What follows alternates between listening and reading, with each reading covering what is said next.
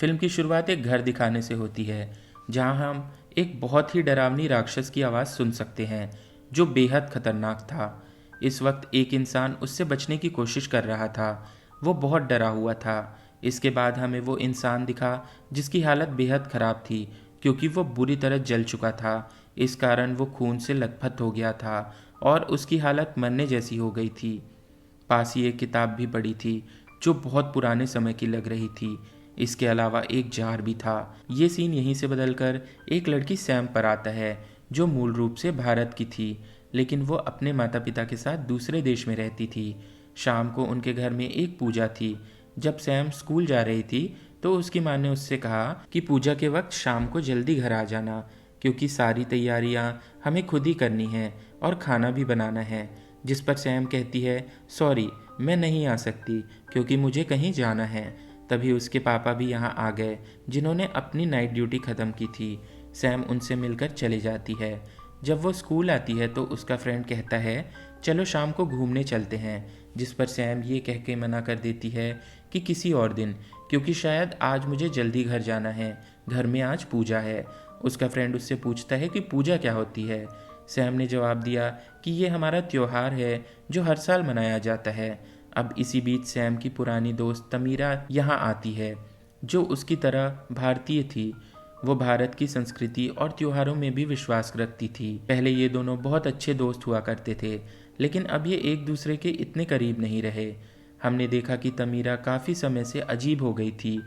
वो शांत रहती थी, घबराई हुई थी, किसी से बात नहीं करती थी, स्कूल देर से आती और छिपकर खाना खाती थी। और सबसे अजीब बात ये थी कि उसके हाथ में हमेशा एक जार होता था, जिसे वो हर जगह अपने साथ ले जाती थी। अब सैम तमीरा से दूर हो गई थी, ताकि वो इसी तरह अपने भारतीय संस्कृति से भी दूर रह सके। वो यहाँ के लोगों के जैसे रहना चाहती थी, ताकि वो उनके जैसे बन जाए और यहाँ के लोग उसे अपना मानने लगें। उसकी टीचर सैम से तमीरा के बारे में बात करती है कि वो अकेली क्यों रहने लगी है, जिस पर सैम जवाब देती है कि मुझे इससे कोई फ़र्क नहीं पड़ता। वो ये भी कहती है कि तमीरा कोई बच्ची नहीं है, अगर उसे कोई समस्या होगी तो वो खुद ही इसका समाधान कर लेगी। अब जब सैम अपने दोस्त के साथ बैठी थी, तभी तमीरा यहाँ से गुजरती है। उसके दोस्त का कहना है कि अब मुझे तमीरा को देखकर डर लगता है, उसकी हालत अजीब है। वो जो जार अपने हाथ में रखती है, क्या ये भारतीय संस्कृति का हिस्सा है? जिस पर सैम साफ मना कर देती है कि नहीं, हमारे साथ तो ऐसा कुछ नहीं होता। अब तमीरा जो अपने घर की ओर जा रही थी, वो बार बार कोई जादुई मंत्र पढ़ रही थी और फिर हम देखते हैं कि उसके बैग से खून निकल रहा है। जब वो घर जाती है तो बैग से कच्चा मांस निकालती है। फिर वो डरकर जार का ढक्कन खोल देती है। उसके हाथ कांप रहे थे और वो जल्दी से मांस को जार में डाल देती है और तुरंत ढक्कन बंद कर देती है। फिर अचानक वो पीछे मुड़कर घूम कर बैठ जाती है, जहां हम उसके पीछे एक बेहद डरावने राक्षस की आवाज़ सुन सकते हैं। उसने पलटकर देखा तो जार में दरारें थी। इससे हम समझ गए कि जार में ज़रूर कुछ खतरनाक है। अगले दिन जब सैम स्कूल में थी, तमीरा वहां आई, जो सैम से बात करने आई थी। तमीरा कहती है कि मुझे तुम्हारी मदद की ज़रूरत है और प्लीज़ मेरी बातों पर विश्वास करना। सैम उससे कहती है कि हाँ, मैं विश्वास करूँगी, बताओ तुम्हें क्या मदद चाहिए। अब उससे पहले वो कुछ कहती, कोई बुरी आवाज़ उसकी कानों में धीरे धीरे कुछ बोलने लगती है, जिससे तमीरा काफ़ी डर गई। सैम ने उससे पूछा कि क्या बात है, तुम बहुत परेशान दिख रही हो, तुम इतनी डरी हुई क्यों हो और कब से नहीं सोई। तमीरा जवाब देती है कि वो सब छोड़ो, बस मेरी मदद करो और मुझ पर विश्वास करो। इतना कहकर वो जार आगे बढ़ा देती है। वो उससे कहने लगती है कि इसके अंदर कुछ शैतानी है, कुछ बहुत खतरनाक, जिसे सैम तुम तो नहीं देख सकती, लेकिन मैं देख सकती हूँ, मैं सुन सकती हूँ और महसूस कर सकती हूँ। अब सैम ने पूछा कि तुम्हें ये जार कहाँ से मिला। तमीरा बताती है कि जब मैं कहीं जा रही थी तो जार के अंदर की चीज़ मुझे अपनी ओर बुलाने लगी। वो मेरा नाम पुकार रही थी। मुझे पता चल गया कि इसके अंदर कुछ है। मैंने बिना कुछ सोचे उस जार को अपने पास रख लिया और सोचा कि मैं इसका ख्याल रखूंगी। लेकिन अब मुझे एहसास हुआ कि ये मेरे बस की बात नहीं है, क्योंकि इसके अंदर जो है वो इतना भूखा है कि इसे दिन में कई बार खाने के लिए कच्चा मांस की ज़रूरत पड़ती है और अब मुझसे और बर्दाश्त नहीं हो रहा है। प्लीज़ मेरी मदद करो। सैम उससे पूछती है, लेकिन इस जार के अंदर है क्या? जिस पर तमीरा उसे बताती है कि इसके अंदर एक शक्तिशाली राक्षस है। राक्षसों की जो कहानियां हमने बचपन में सुनी हैं वो बिल्कुल सच हैं। ये मेरे लिए सच हो चुका है। लेकिन सैम उसकी बातों पर विश्वास न करके उसे पागल कहती है। अपनी बात को साबित करने के लिए तमीरा उस जार को सैम के सामने रखती है, लेकिन सैम ने उस जार को ही मारकर तोड़ दिया और अब वो टूटकर ज़मीन पर बिखर गया और वहाँ पर काला धुआं फैल गया। ये देखकर तमीरा बहुत डर गई और डर के मारे वहाँ से भाग गई। सैम भी उसका पीछा करती है और अपने व्यवहार के लिए माफ़ी मांगती है, लेकिन अब वो रुक जाती है और बिना कुछ कहे फिर से ज़ोर ज़ोर से जादुई मंत्र पढ़ना शुरू कर देती है, जिससे उसे सैम के पीछे एक राक्षस आता हुआ दिखाई देता है जो तमीरा के अलावा और किसी को नज़र नहीं आता। लेकिन ये देखकर उसकी हालत और ख़राब हो गई। ये देखकर सैम वहाँ से चली जाती है ताकि उसे मदद मिल सके, लेकिन तभी एक अदृश्य शक्ति आती है और तमीरा पर हमला कर देती है, उसे उठाकर अपहरण कर ले जाती है और यहीं उसे तमीरा की चीखें सुनाई देती हैं। अब तमीरा गायब हो गई थी और सभी लोग उसकी वजह से बहुत परेशान थे। सैम ने उसे आखिरी बार देखा था, इसलिए वो सैम को बताती है कि तमीरा की माँ को ये भी नहीं पता कि वो कहाँ है। उसने उसके लापता होने की रिपोर्ट दर्ज कराई है, लेकिन वो इस बारे में कुछ नहीं जानती। ये सुनकर वो बहुत डर जाती है और जल्दी से अपने घर आ जाती है। अब हम देखते हैं कि तमीरा बहुत डरी हुई है, जो एक जगह पर फंसी हुई है और वो राक्षस उसके चारों ओर घूम रहा था और उसे बार बार मार रहा था और उसे बुरी तरह पीट रहा था, जिससे तमीरा को चोट लग रही थी। साथ ही वो जल रही थी, ठीक वैसे ही जैसे शुरुआत वाला व्यक्ति जल रहा था, यानी कि जिसने तमीरा को घायल किया और जिसने उस व्यक्ति को चोट पहुंचाई वो एक ही शैतानी राक्षस था। शाम को जब सैम घर आती है तो यहाँ पर पूजा चल रही थी। यहाँ कई लोग आए थे, यहाँ तक कि तमीरा की माँ भी। यहाँ सैम की माँ ने सबसे कहा कि आज हम तमीरा के लिए भी प्रार्थना करेंगे कि वो जल्द ही ढूंढ ली जाए। अब हर कोई प्रार्थना करता है, लेकिन सैम ऐसा नहीं करती क्योंकि उसे ये सब पसंद नहीं था। वो नहीं करना चाहती थी जो उसकी संस्कृति के बाकी लोग कर रहे हैं। अब यहाँ एक महिला ने कहा कि जिस तरह ऑफिसर के साथ हुआ वैसा तमीरा के साथ नहीं होना चाहिए। अब ऑफिसर की बात सुनकर सैम अपने पिता से उसके बारे में पूछती है, जिस पर उनका कहना है कि हाँ, मैं उनसे मिला था, लेकिन पहली नज़र में ही मुझे समझ आ गया कि इसमें कुछ गड़बड़ है, क्योंकि वो हर किसी से दूर भाग रहा था, यहाँ तक कि अपनी संस्कृति से भी। तभी मैंने उनके बेटे करण को देखा जो खुद से बात कर रहा था, लेकिन मुझे नहीं पता कि उसके साथ क्या हुआ। ये जानकर सैम घर छोड़कर जाने लगी। उसकी माँ कहती है कि पूजा वाले दिन तो रुक जाओ, लेकिन वो बिना कुछ सुने चले जाती है। वो स्कूल जाती है और उसी जगह आती है जहाँ उसने तमीरा से बात की थी। यहाँ तमीरा की किताब पड़ी हुई थी जो उस दिन गिर गई थी, जिसे सैम उठा लेती है और जब उसे चेक किया तो उस पर करण का नाम लिखा हुआ था, यानी ये किताब उसी की है। अंदर से देखने पर उसे बहुत सारी अजीब चीज़ें देखने और पढ़ने को मिलती हैं।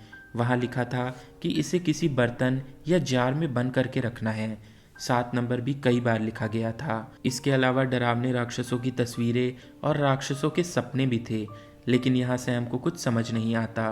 तभी उसका दोस्त उसे बुलाता है, जिससे मिलने के लिए वो चली जाती है। सबसे पहले वो उससे तमीरा के बारे में पूछती है, लेकिन जब उसके दोस्त ने कुछ नहीं बताया तो वो करण के बारे में पूछने लगी, जिस पर उसका दोस्त सैम को एक जगह ले गया और उसे बताता है कि करण की कुछ महीने पहले मृत्यु हो गई है और ये यहीं हुआ। उसकी मौत पूरी तरह जलने से हुई, लेकिन यहाँ एक अजीब बात देखने को मिली।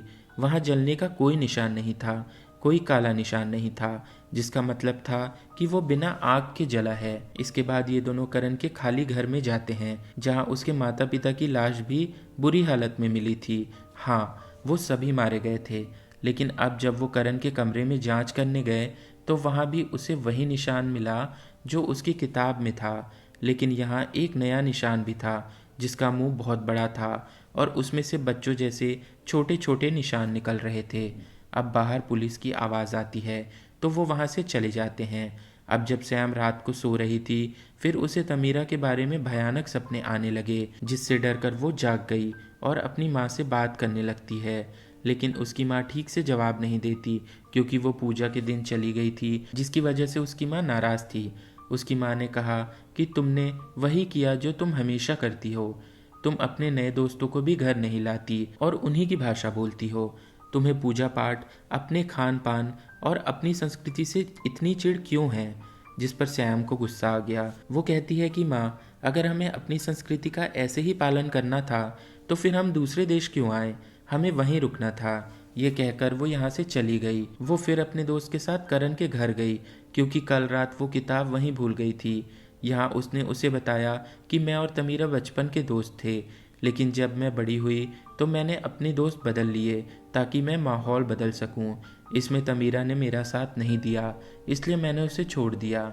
वो उसे ये बातें बता रही थी, तभी उसे अंदर से आवाज़ें सुनाई देने लगती हैं, जिसका पीछा करते हुए वो घर के अंदर चली जाती है। वो इन आवाज़ों में इस कदर खो गई थी कि उसे बाहर अपने दोस्त की कोई परवाह नहीं थी, क्योंकि उस वक्त कोई अदृश्य शक्ति उसके दोस्त पर हमला कर देती है और उसे बुरी तरह मार देती है। और जब सैम ने बाहर आकर ये सब देखा, फिर वो होश खो बैठी और वो ज़ोर ज़ोर से रोने लगती है। उसे समझ नहीं आ रहा था कि ऐसा आखिर क्यों हो रहा है, जिसके कारण वो हमेशा परेशान रहने लगी। उसकी माँ भी अपनी बेटी की ऐसी हालत देखकर दुखी थी और उसे अपने देश में अपने असली घर वापस ले जाने के लिए कहती है, क्योंकि यहाँ के लोग वैसे भी उन्हें स्वीकार नहीं कर रहे हैं। वो उन्हें अजीब नज़रों से देखते हैं। सैम को इतना परेशान देखकर उसके पिता ने कारण पूछा तो उसने उन्हें कुछ भी नहीं बताया। सैम की माँ को गुस्सा आ गया। वो कहती है कि उसे क्या हो रहा है, वो हर चीज़ से भाग रही है और इसी वजह से वो हमें कुछ बताना भी नहीं चाहती। अब हमें तमीरा दिखाई जाती है।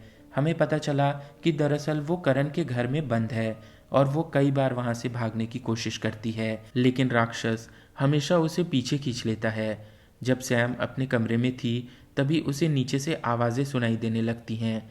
जब वो चेक करने के लिए नीचे गई तब उसकी माँ वहाँ रो रही थी। वो उसे चुप कराती है, लेकिन ये उसकी माँ नहीं थी। वास्तव में वो वही राक्षस था जिसने उसकी माँ का रूप धारण कर लिया था और अब वो सैम पर हमला करने के लिए आगे बढ़ता है, जिसके कारण वो वहाँ से भाग गई, जिससे उसकी आँख खुल गई, क्योंकि ये वास्तव में सिर्फ एक बुरा सपना था। लेकिन सपने में ही सही, आज उसने उस राक्षस को यहाँ देखा था। अब अगले दिन सैम अपनी टीचर के पास जाती है और उसे वो सब कुछ बताती है जो उसके साथ हो रहा था। वो कहती है कि मैं हर चीज़ से दूर हो रही हूँ, वो किसी से बात भी नहीं करती और एक चीज़ है जो मुझे हमेशा डराते रहती है। मैंने भी इसे देखा है, इसने मेरे दोस्त को मार डाला है। वो चीज़ मेरे साथ अजीब हरकतें करती है, जो मुझे कभी बुरे सपने दिखाती है तो कभी अजीब ख्याल, और मुझे यकीन है उस चीज़ ने तमीरा के साथ कुछ गलत किया है और उसका अपहरण कर लिया है। लेकिन ये सब सुनने के बाद टीचर को उसकी बात पर यकीन नहीं होता, ठीक वैसे ही जैसे पहले सैम को तमीरा की बात पर यकीन नहीं था। अब चूंकि तमीरा ने उस समय राक्षस को देख लिया था, वैसे ही अब सैम को यहाँ वो राक्षस नज़र आने लगता है जो अब टीचर को दिखाई नहीं दे रहा था। लेकिन अब सैम बहुत डर जाती है, वो यहाँ से भाग जाती है।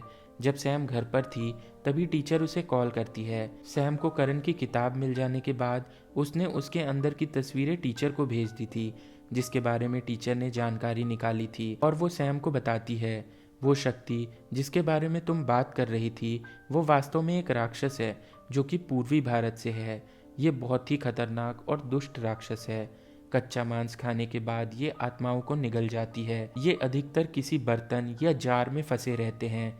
अब जो बुजुर्ग लोग गुजर गए हैं, इन राक्षसों को पकड़ने के लिए वो बर्तन और सुराही की जगह वो खुद के अंदर इन राक्षसों को कैद कर लिया करते थे। लेकिन ये काम बहुत जोखिम भरा था, इसलिए सुराही या मटके को बेहतर माना जाता है, जिससे हम समझ सके कि राक्षस तमीरा के पास मौजूद जार में फंस गया था। लेकिन वहाँ सैम से गलती हो गई कि उसने जार तोड़ दिया जो अब तक राक्षस को फंसाए हुए थी। अब तमीरा इसे संभाल नहीं पा रही थी, उसके ऊपर सैम ने इसे तोड़ दिया था और इसे आज़ाद कर दिया था। इधर सैम भी डरते हुए अपने टीचर को बताती है। इसी वजह से तमीरा उस जार को हर वक्त अपने साथ ले जाती थी ताकि राक्षस आज़ाद न हो जाए। और जब वो राक्षस मेरे साथ ऐसा कर रहा है, जिस पर उसकी टीचर कहती है, तुम चिंता मत करो, मैं तुमसे मिलने आ रही हूँ, हम सब मिलकर इसका समाधान निकालेंगे, जिस पर सैम भी सहमत है। अब सैम, जो बहुत घबराई हुई थी, अपनी माँ के पास जाती है। वो रो पड़ती है। फिर उसकी माँ सैम को संभालती है। सैम अपनी माँ से कहती है कि शैतानी राक्षसों की कहानियाँ जो आपने मुझे सुनाई थी वो सभी सच हैं। आप इस बारे में क्या जानती हैं, मुझे प्लीज़ बताइए। जिस पर उसकी माँ उससे कहने लगी, उन कहानियों के अनुसार इंसान को कभी भी नफ़रत जैसी गलत बात दिल में नहीं रखनी चाहिए, और ना ही इंसान को ये महसूस होना चाहिए कि वो अकेला है, क्योंकि ये दुष्ट दानव राक्षस है। ये इसी बात का फ़ायदा उठाता है। ये इंसान की उसी कमज़ोरी पर ज़िंदा रहता है। ये सबसे पहले व्यक्ति की आत्मा को कमज़ोर करता है, जिसके बाद ये उस व्यक्ति के विचारों को कंट्रोल करता है और उस पर हमला करता है, और वो व्यक्ति अपने प्रियजनों से बिछड़ जाता है। जिसके बाद जो लोग उसकी मदद कर रहे हैं ये उन्हें भी ख़त्म कर देता है। और ये सब सैम के साथ भी हो रहा था। उसे अपने परिवार के बारे में बुरे सपने और ख्यालात आ रहे थे। राक्षस सैम को उसके परिवार से अलग कर रहा था। उसने सैम के दोस्त की हत्या कर दी थी जो उसकी मदद कर रहा था, और अब वो टीचर के पीछे था। यानी ये राक्षस पहले इंसान को सबसे अलग कर देता है और फिर ये उस पर हमला करता है, क्योंकि इस तरह अकेलेपन में उस व्यक्ति के मन में बुराई बढ़ती रहेगी और वो कमज़ोर होगा, क्योंकि वो अकेला है। तो राक्षस के लिए ये आसान होगा। अब यहाँ हम सोचते हैं कि इसका मतलब है करण और उनका परिवार किसी और से नहीं बल्कि इस राक्षस से भाग रहे थे, लेकिन फिर वो यहाँ आ गए, जिनका राक्षस ने यहाँ भी पीछा नहीं छोड़ा। वो यहाँ भी उनके पीछे आया और इनके पूरे परिवार को मार डाला, लेकिन वो परिवार किसी तरह उसे जार में बंद करने में सफल हो गया, जिसे बाद में तमीरा ने ले लिया। लेकिन जब जार टूट गया तो वो तमीरा को अपने साथ ले गया, और अब वो सैम के पीछे है, क्योंकि इस तरह वो एक एक करके अपना शिकार करता है। उसकी माँ कहती है कि राक्षस अपना शिकार पर तुरंत हमला नहीं करता। वास्तव में इसमें कुछ समय लगता है। हर राक्षस की तरह सबसे पहले ये उस व्यक्ति को परेशान करता है और उसे कमज़ोर करता है, जिसके बाद वो उस व्यक्ति की आत्मा को निगल जाता है। अब सैम करण की किताब की ओर देखती है। गौर से देखने पर उसे 7 नंबर का मतलब पता चला, जो 7 दिन था, जिसका मतलब था कि आज रात वो राक्षस तमीरा को खा जाएगा, क्योंकि वो 7 दिन पहले गायब हुई थी। ये सोचकर सैम कहती है कि मैं तमीरा को बचाने जाऊंगी। उसकी माँ कहती है, लेकिन तुम अकेली उस राक्षस से नहीं लड़ सकती, वो बहुत खतरनाक है, वो तुम्हें वहीं ख़त्म कर देगा। ये सुनकर सैम राक्षस से जीतने के लिए प्रार्थना करने लगती है, और यहाँ उसकी माँ सैम की मदद करती है। वो उसे पूजा का प्रसाद देती है और उसे अच्छे से तैयार भी करती है। और यहाँ पहली बार सैम अपनी संस्कृति के अनुसार पूरी तरह से तैयार थी। जब टीचर अकेली थी तो राक्षस ने उस पर हमला कर दिया। वो उसे बुरी तरह मारता है, जिससे वो घायल हो जाती है, क्योंकि वो उसकी जान लेना चाहता था। और वहाँ सैम को याद आया कि राक्षस को जार में कैद करते समय करण की मृत्यु हो गई थी। इसका मतलब है कि किताब में जादुई मंत्र ज़रूर लिखा होगा जो राक्षस को कैद कर देता है। जल्दी उन्हें वो जादुई मंत्र भी मिल गया, जिसे अब ये दोनों एक साथ पढ़ना शुरू करते हैं। हुआ ये कि राक्षस टीचर को छोड़कर चला जाता है, लेकिन थोड़ी देर में वो इन दोनों माँ बेटी के पास आ जाता है। वो उन पर हमला कर उन्हें काफ़ी घायल कर देता है, लेकिन उसकी माँ ने हिम्मत नहीं हारी और जादुई मंत्र पढ़ती रही, जिसके कारण वो राक्षस यहाँ से चला जाता है। अब सैम सोचती है कि तमीरा कहाँ हो सकती है। यही सोचते हुए वो करण के घर आ गई, जहाँ उसे तमीरा तो नहीं मिली, लेकिन उसे वो दानव राक्षस मिल जाता है। उसे मारने के लिए वो सैम के पीछे दौड़ता है। फिर वो अपनी जान बचाने के लिए भागती है। वो सीढ़ियों से नीचे आई। ये वो जगह थी जहाँ राक्षस ने तमीरा को कैद कर रखा था। यहाँ उसकी हालत बहुत ख़राब थी, चूँकि उसने अपनी मृत्यु स्वीकार कर ली थी। अब सैम उसे जगाने की कोशिश करती है, लेकिन तमीरा के सामने वो दैत्य राक्षस आकर खड़ा हो जाता है, जिसका स्वरूप हम पहली बार यहाँ देखते हैं, जो वाकई बहुत डरावना था। अब यहाँ सैम अपने दिमाग का उपयोग करती है। वो जादुई मंत्र पढ़ने लगी ताकि राक्षस बोतल में कैद हो जाए, लेकिन राक्षस के सामने ये कमज़ोर थी, इसलिए राक्षस उसे कष्ट देता है और बोतल तोड़ देता है। अब ये देखकर तमीरा में भी हिम्मत आती है और अब वो भी जादुई मंत्र पढ़ने लगी। क्योंकि दोनों एक दूसरे की मदद कर रहे थे, इसलिए उनकी दोस्ती फिर से पहले जैसी हो जाती है। और क्योंकि उनके अंदर फिर से एक अच्छी चीज़ आ गई, तो अब ये राक्षस कमज़ोर हो जाता है। वो उसे कैद करने के लिए मंत्र पढ़ रही हैं, लेकिन सबसे महत्वपूर्ण चीज़ थी जार, जिसे उसने तोड़ दिया था। तो अब वो उसे कहाँ कैद करेंगे। फिर यहाँ सैम को याद आता है कि उसके टीचर और माँ ने कहा था उन बूढ़ों ने इन दानव राक्षसों को अपने अंदर कैद किया था। तो अब यहाँ उनकी तरह सैम ने उसके अंदर ही राक्षस को कैद करने का फैसला किया। राक्षस सैम के अंदर नहीं जाना चाहता था, लेकिन तमीरा लगातार मंत्र पढ़ती रहती है, जिससे दैत्य राक्षस विवश हो गया था सैम के अंदर जाने के लिए, और अब वो उसके अंदर कैद हो गया था। जिसके कुछ दिन बाद हमें दिखाया जाता है सैम को राक्षस की भूख को संतुष्ट करने के लिए बार बार कच्चा मांस खाना पड़ता था। इस वजह से सैम के परिवार भी काफ़ी परेशान था। जाहिर है उन्हें पता है कि ये इतना खतरनाक राक्षस है जो कभी भी सामने आ सकता है। इसके बाद हम सैम और तमीरा को बात करते हुए देखते हैं, और तमीरा भी उससे यही सवाल पूछती है कि यदि वो राक्षस बाहर आ जाए तब फिर क्या होगा। जिस पर सैम कहती है चिंता मत करो, मैं इसे बाहर नहीं आने दूंगी। लेकिन अब जैसे ही तमीरा वहाँ से चले गई, सैम के चेहरे के भाव ही बदल गए, क्योंकि जाहिर है वो राक्षस कितना बड़ा शक्तिशाली है, जिसे इतनी आसानी से रोका नहीं जा सकता। उसे खत्म करना ज़रूरी है, क्योंकि जब भी सैम को कोई बुरा विचार, नफरत या अकेलापन का एहसास होता था, वो राक्षस तुरंत बाहर आ सकता है, जिसे रोकना मुश्किल होगा। इसलिए इसे हर तरह से ख़त्म करने के लिए उन्हें तैयार रहना चाहिए। और इसी के साथ ये कहानी यहाँ समाप्त होती है। आशा करते हैं कि आपको इस फिल्म की एक्सप्लेनेशन अच्छी लगी होगी। यदि आप चाहते हैं कि हम किसी और मूवी का भी एक्सप्लेनेशन करें तो आप हमें कमेंट ज़रूर करें। वीडियो को लाइक और चैनल को सब्सक्राइब करना न भूलें।